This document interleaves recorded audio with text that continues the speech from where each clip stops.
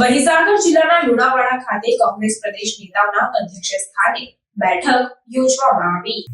ગુજરાત રાજ્યમાં આગામી ચૂંટણીઓમાં પોતાની પકડ મજબૂત બનાવવા માટે આદિવાસી વિસ્તારમાં આમ આદમી પાર્ટી અને કોંગ્રેસ બેઠકો અને મીટિંગો યોજી રહ્યા છે। ત્યારે મહીસાગર જિલ્લાના લુણાવાડા ખાતે કોંગ્રેસ પ્રદેશ નેતાઓના અધ્યક્ષ સ્થાને બેઠક યોજવામાં આવી હતી, જેમાં લુણાવાડાના ધોળી રોડ ખાતે આવેલ 42 પાટીદાર સમાજ ઘર ખાતે ગુજરાત રાજ્ય કોંગ્રેસ પ્રભારી મુકુલ વાસનિકની અધ્યક્ષતામાં મહીસાગર કોંગ્રેસ દ્વારા કોંગ્રેસ સંકલ્પ શિબિરનું આયોજન કરવામાં આવ્યું હતું, જેમાં અમિત ચાવડાએ ભાજપ સરકારને આડે હાથ લીધી હતી।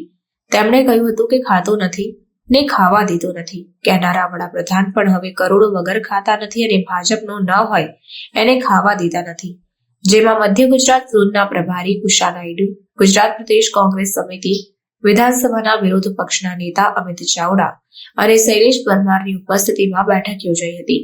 આ બેઠકમાં મોટી સંખ્યામાં કોંગ્રેસ કાર્યકર્તાઓ ઉપસ્થિત રહ્યા હતા। કોંગ્રેસ નેતા અમિત ચાવડાએ ગુજરાત સરકાર પર પ્રહાર કરતા અનેક આક્ષેપો કર્યા હતા, જેમાં ભ્રષ્ટાચાર, અધિકારી રાજ, વહીવટદારો, ચૂંટણીઓ તેમજ દારૂના ખુલ્લેઆમ તથા વ્યાપાર વગેરે મુદ્દાઓ પર ગંભીર આક્ષેપો કર્યા હતા। ભાજપનો હોદ્દેદાર હોય, કેસરીઓ ખેસ પહેરેલો હોય એટલે જાણે અમને લાયસન્સ મળી ગયું હોય એવી સ્થિતિનું નિર્માણ થયું છે। મહીસાગર જિલ્લામાં પણ ભાજપના પૂર્વ પ્રમુખ હોય એનું ગેરકાયદેસર બાંધકામ તોડવાના ઓર્ડર હોય તેમ છતાં કોઈ કાર્યવાહી થતી નથી।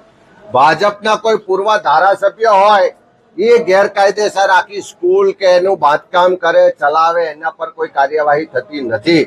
નલ સે જલ યોજનામાં ભાજપના મળતિયાઓ કરોડો રૂપિયા ખાઈ ગયા, નલ નાખ્યા પણ જલ ના આવ્યો એવી સ્થિતિનું નિર્માણ છે। આવનારા દિવસોમાં કોંગ્રેસ પક્ષ આ ગુજરાતના પ્રજાના ન્યાય માટે, અધિકાર માટે, ભ્રષ્ટાચાર ને ગેરકાનૂની પ્રવૃત્તિઓને રોકવા માટે રસ્તા પર ઉતરીને આંદોલન કરવામાં આવશે। ખાતો નથી ને ખાવા દેતો નથી એવા ભાષણો નરેન્દ્રભાઈ મોદી ગુજરાતના મુખ્યમંત્રી હતા ત્યારથી કરતા આવ્યા છે, પણ આજે ડબલ એન્જિનની સરકાર છે, કરોડોથી ઓછું ખાતો નથી અને ભાજપનો ખેસ નાખેલા સિવાય કોઈને ખાવા દેતો નથી એવી સ્થિતિનું નિર્માણ આજે ગુજરાતમાં છે। પુલ બને છે, ઉદ્ઘાટન પહેલા જ તૂટી જાય છે। પુલ બને છે, પ્રધાનમંત્રી શ્રી ઉદ્ઘાટન કરે, 1000 કરોડ રૂપિયાનો પુલ બન્યો હોય પહેલા જ વરસાદમાં 6 મહિનામાં જ ગાબડા પડે છે। આવા અનેક દાખલા છે। ગાંધીનગરની સરકાર પણ દિલ્હીના રિમોટ કંટ્રોલથી ચાલે છે। આજે ગુજરાતને મૃદુ મુખ્યમંત્રીની જરૂર નથી, પણ આકરા પગલા લે એવા કડક મુખ્યમંત્રીની જરૂર છે। અધિકારીઓનું રાજ ચાલે છે। કોઈ પણ કચેરીમાં જાઓ, પૈસા આપ્યા વગર એક પણ કામ થતું નથી।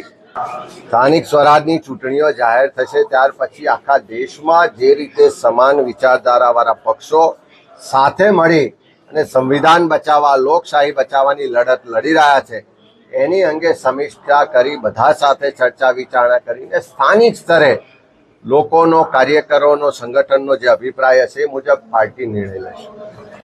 પ્રાર્થના સંદેશ ન્યૂઝની તમામ લેટેસ્ટ અપડેટ્સ માટે ચેનલને હમણાં જ લાઈક, શેર અને સબસ્ક્રાઇબ કરો।